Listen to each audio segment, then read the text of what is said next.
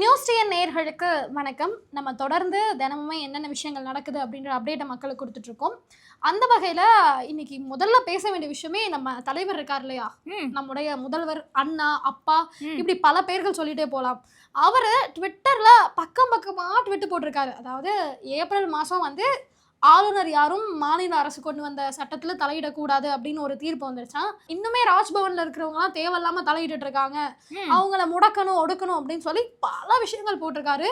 அது மட்டும் இல்லாமல் இன்னும் சில விஷயங்கள்லாம் நடந்திருக்கு. ஸோ இன்னைக்கான வீடியோவில் அது எல்லாத்தையும் தான் கரெக்டிவாக பார்க்க போகிறோம். பார்த்துடலாமா? பார்த்துடலாம். இப்போ அதாவது தமிழகத்தில் என்ன நடந்தாலும் நாங்கள் அதை கண்டுக்க மாட்டோம் அப்படின்னு சொல்லிட்டு தான் இந்த திமுக அரசாங்கம் செயல்படுது அப்படின்னே சொல்லலாம்.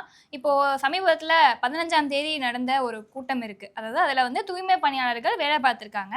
அவங்களுக்கு சாப்பாடு கொண்டு போயிருக்காங்க. எதில் வச்சு தெரியுமா? குப்பை வண்டியில் வச்சு சாப்பாடு எடுத்துகிட்டு போயிருக்காங்க. இதை பார்த்த உடனேயுமே அங்கே இருக்கக்கூடிய தூய்மை பணியாளர்களுக்கு பயங்கர கோபம் வந்திருக்கு.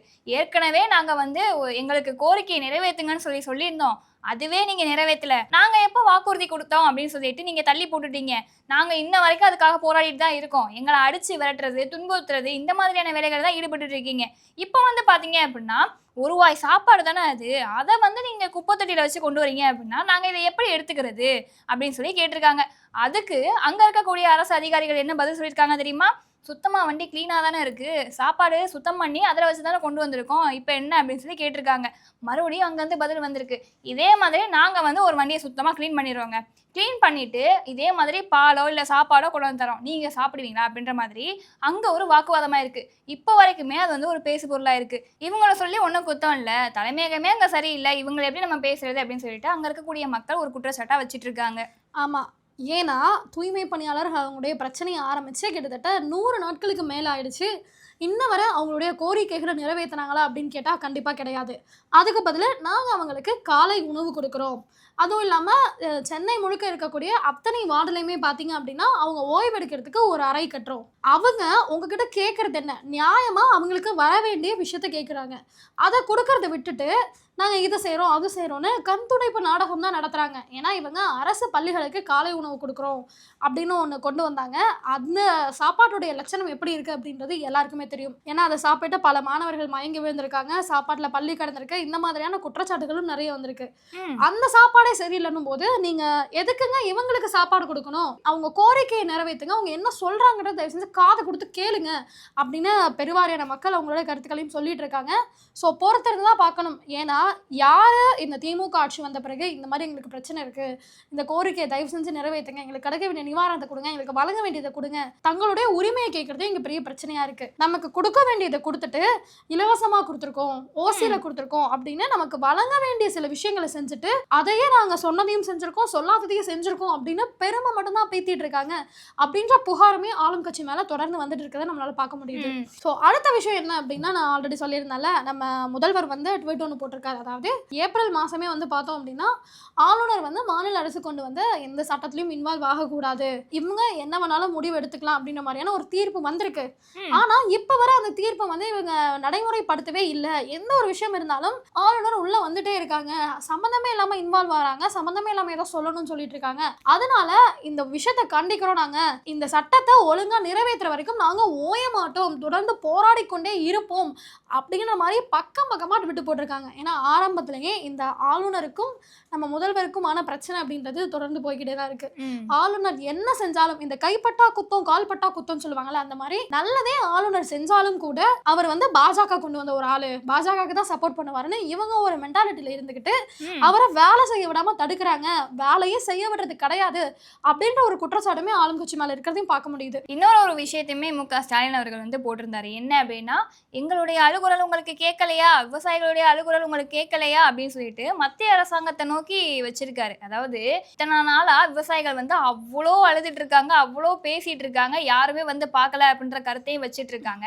அந்த நெல் மணிகள் வந்து அழுகி போன நிலைமையில இருந்தப்ப கூட தலைமையகத்துக்கு தான் கொண்டு வந்து பார்த்தாங்க. அது ஒரு பக்கம் இருந்தாலும் விவசாயிகள் என்ன சொல்றாங்க அப்படின்னா, நாங்க அழுகிறது நீங்க காதுல வாங்குங்க, நீங்க ஏங்க மத்திய அரசாங்கத்தை சொல்றீங்க அப்படின்ற மாதிரியான கேள்விகளையும் வச்சுட்டு இருக்காங்க. ஆனா இந்த இடத்துல திமுக அரசு எதை கொண்டு வர முயற்சி பண்றாங்க அப்படின்னா, விவசாயிகள் இருக்காங்க, திமுக அரசு இருக்கு, மத்திய அரசாங்கம் இருக்கு. விவசாயிகள் திமுக அரசு கிட்ட கேள்வி கேட்டா நீங்க எப்படி கேள்வி கேட்க முடியும், எங்க மேல தப்பு இல்லைன்ற மாதிரி திமுக அரசு என்ன பண்றாங்க, மத்திய அரசாங்கத்தை குறை சொல்றாங்க. அப்போ மத்திய அரசாங்கம் தான் தப்பு அப்படின்றத விவசாயிகள் புரிஞ்சுப்பாங்க கூடிய சீக்கிரத்துல அப்படின்ற மாதிரியான ஒரு ஸ்ட்ராட்டஜியை யூஸ் பண்ணிட்டு இருக்காங்க அப்படின்ற மாதிரி பேசு பொருளாகிட்டு இருக்கு. என்னதான் நீங்க வந்து ஸ்ட்ராட்டஜி யூஸ் பண்ணாலுமே மக்கள் வந்து எல்லா விஷயத்தையுமே பார்த்துட்டு தான் இருக்காங்க. எது சரி எது தப்பு, யார் நாடகம் நடத்துறா, யாரு போலியா இருக்காங்க அப்படின்றது எல்லாமே தெரியும். இப்ப ரீசெண்டா கூட இந்த மெட்ரோ பிரச்சனை வந்துச்சு பாத்தியா, அதுல கூட திமுக நிர்வாகிகளும் திமுக ஊப்பிகளுமே இப்ப வரைக்கும் கண்டன ஆர்ப்பாட்டம் பண்ணிட்டு இருக்காங்க. மோடி அரசாங்கம் வந்து சரியில்லை, அவங்க தான் வந்து மெட்ரோ திட்டத்துக்கு எதுவுமே அப்ரூவல் கொடுக்க மாட்டாங்க, நாங்க ப்ராப்பரா தான் எங்களுடைய ரிப்போர்ட்டை கொடுத்துருக்கோம் அப்படின்ற மாதிரி பல விஷயங்களை வந்து சொல்லிட்டு இருக்காங்க. ஸோ இதை பார்க்கும்போது சாமானிய மக்களுக்கு என்ன தோணுன்னு நினைக்கிறேன்? இந்த மாதிரியான டிராமாக்களை தொடர்ந்து திமுக பண்ணும்பொழுது உண்மையாவே மத்திய அரசு நம்மளை வஞ்சிக்குதா? ஏன்னா இந்த அரசாங்கம் என்ன ஒரு ஸ்டீரியோவை செட் பண்ணலாம்னு நினைக்கிறாங்கன்னா, மத்திய அரசு கிடையாது, ஒன்றிய அரசு, அவங்க வந்து எல்லாருக்குமான அரசு கிடையாது, இந்துக்களுக்கான அரசு, மற்றவங்கள பார்க்க மாட்டாங்க, நான் தான் வந்து சிறுபான்மையினருக்கான தலைவர் அப்படின்னு தன்னை முன்னிலைப்படுத்திக்கிற வேலை தான் முதல்வர் பார்க்குறாரு அப்படின்ற புகாருமே அவர் மேலே இருக்கு. ஏன்னா என்னதான் நல்ல விஷயம் அவங்க செஞ்சாலும் கொண்டு வந்தாலும் ஸ்டிக்கர் ஒட்டி இது நாங்க தான் கொண்டு வந்தோம் அப்படின்ற வேலையை கடந்த 4.5 வருஷமா திமுக நிறையவே பண்ணியிருக்காங்க. ஸோ அப்படிதான் மத்திய அரசு மேல ஒரு வெறுப்பை தான் ஏற்படுத்துறாங்க. ஏன்னா இன்னும் ஒரு 4 மாசத்துல ஆக்ஷன் வேற வரப்போகுது இல்லையா? இத்தனை ஆண்டுகளா கோயம்புத்தூர் மேலையும் மதுரை மேலையும் இல்லாத ஒரு கரிசனம் தேர்தல் வரப்போற இந்த டைம்ல என்னங்க, அதுவும் பிரதமர் அவர்கள் கோயம்புத்தூர் வரப்போறாரு அப்படின்ற தகவலுமே தெரியும் பொழுது இந்த மாதிரி ஒரு விஷயத்தை வைக்கிறாரு. ஸோ இது எந்த விதத்துல நியாயமா இருக்கும் அப்படின்னு ஒரு கருத்து வைக்கிறாங்க. இன்னொரு விஷயம் என்னன்னா, நம்மளுடைய முதல்வர் வந்து ட்விட்டு போடுறாரு. அதுல என்ன சொல்லியிருக்காரு அப்படின்னா, கோயம்புத்தூர்ல கொண்டு வரலாம்னு சொன்ன மெட்ரோ திட்டத்தை நிராகரிச்சுட்டு எப்படி உங்களால கோயம்புத்தூருக்கு வர முடியுது, என்னங்க என்ன நினைச்சிட்டு வந்துட்டு போறீங்க, அதுவும் இல்லாம விவசாயிகள் பிரச்சனையுடைய ஈரம் கூட காயல, நாங்க விவசாயிகள் பிரச்சனைக்காக ஒரு கோரிக்கை முன் வச்சிருக்கோம், அதையுமே நிராகரிச்சிருக்கீங்க, நிராகரிச்சுட்டு விவசாய மாநாட்டிலே கலந்துக்கிறீங்க, அப்போ தமிழக விவசாயிகள் எவ்வளவு கஷ்டப்பட்டாலும் உங்களுக்கு பிரச்சனை கிடையாது, உங்க ஓட்டுக்காக இந்த மாதிரி விவசாயிகள் மாநாட்டில் வந்து கலந்துக்கிறீங்களா, இதெல்லாம் நல்லா இருக்கா, ஒரு அரசாங்கம் செய்யற வேலையா இது அப்படின்ற ஒரு கேள்வியை மோடி அவர்களை பார்த்து எழுப்புறாங்க. அதாவது இப்போ வந்து 4.5 வருஷத்துக்கு மேலாயிடுச்சு, திமுக ஆட்சிக்கு வந்து 4.5 வருஷத்துக்கு மேலாயிடுச்சு, ஆட்சியும் முடிய போகுது, 4 மாசம் தான் இருக்கு, 2026 சட்டமன்ற தேர்தல் வரப்போகுது. இப்போ வந்து இந்த கோவைக்கும் மதுரைக்கும் மெட்ரோ சேவையை கொண்டு வரணும் அப்படின்னு சொல்லி ஆரம்பிச்சிருக்காங்களே, நம்ம கொஞ்சம் இதை உன்னிச்சு கவனிச்சோம்னா 2021 திமுக ஆட்சி வர்றதுக்கு முன்னாடி தேர்தல் அறிக்கையில 445வது வாக்குறுதியா மதுரை, கோயம்புத்தூர், சேலம் உள்ளிட்ட பல இடங்களுக்கு மெட்ரோ சேவையை நாங்க கொண்டு வருவோம் அப்படின்ற மாதிரியான வாக்குறுதியை கொடுத்திருக்காங்க.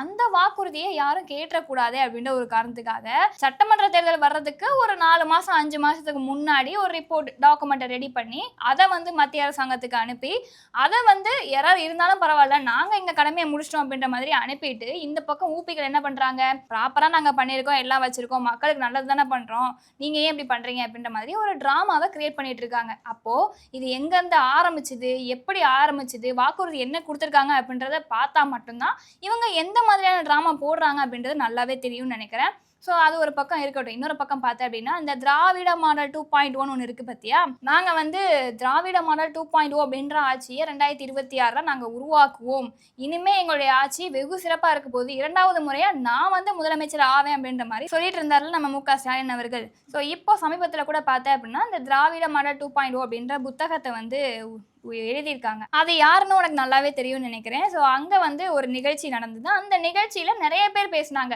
செல்வ பெருந்தகை அவர்கள் பேசுகிறாங்க, மு.க. ஸ்டாலின் அவர்கள் பேசுகிறாங்க. என்ன பேசுகிறாங்க அப்படின்னு சொல்லி பார்த்தேன் அப்படின்னா, எங்கள் கூட்டணியை யாருனாலுமே பிரிக்கவே முடியாது, நாங்கள் வந்து ரொம்ப வலுவான கூட்டணி, 2026 சட்டமன்ற தேர்தல் நடக்கும்போது இதே கூட்டணியோட தான் நாங்கள் செயல்படுவோம், எங்கள் கூட்டணி உடையவே உடையாது அப்படின்ற மாதிரி பேசுகிறாங்க. இவங்க பேசும்போது நமக்கு என்ன சந்தேகம் வருது அப்படின்னு பார்த்தோன்னா, பீகாரில் இப்போ தான் தேர்தல் முடிஞ்சிச்சு, அங்கே வந்து என்டிஏ கூட்டணி மாபெரும் வெற்றியை பெற்றுட்டாங்க, இண்டி கூட்டணி படு தோல்வி அடைஞ்சிட்டாங்க. அதே மாதிரியான ஒரு சம்பவம் தமிழ்நாட்டில் ஏற்பட்டுருமோ அப்படின்ற பயம் வந்துருச்சு போல அப்படின்ற மாதிரி தான் நமக்கு தோணுது. ஏன்னா இவங்க பேசுற ஒரு விஷயமும் பதட்டத்தோட தான் இருக்கு இல்ல. ஆமா, ஏன்னா பீகாருடைய மக்கள் வந்து தேர்ந்தெடுத்துட்டாங்க எது நல்ல அரசு, எது நமக்கான அரசுன்னு. அதே மாதிரி 2026 நடக்க போற சட்டமன்ற தேர்தலில் தமிழக மக்களுமே தேர்ந்தெடுப்பாங்க எது நமக்கான ஆட்சி, யாரு நமக்கான தலைவர், யார் நமக்கான முதல்வர் அப்படின்றத. இத்தனை ஆண்டுகளா அவங்க சொன்ன அந்த வாக்குறுதிகள்ன்ற பேர்ல அவங்க செஞ்ச டிராமாஸையும் நம்மளை ஏமாத்தினதையும் இந்த தேர்தலில் கணக்கு வச்சுட்டு ஓட்டு போடுவாங்க அப்படின்ற நம்பிக்கை பெருவாரியா எல்லாருக்குமே இருக்கு. ஸோ பொறுத்திருந்து தான் பார்க்கணும். இன்னைக்கான வீடியோல என்னென்ன நடந்துச்சு அப்படின்ற அப்டேட் கொடுத்துட்டோம். நாளைக்கான வீடியோல இன்னைக்கு என்ன நடக்குது அப்படின்றத பார்க்கலாம். நன்றி.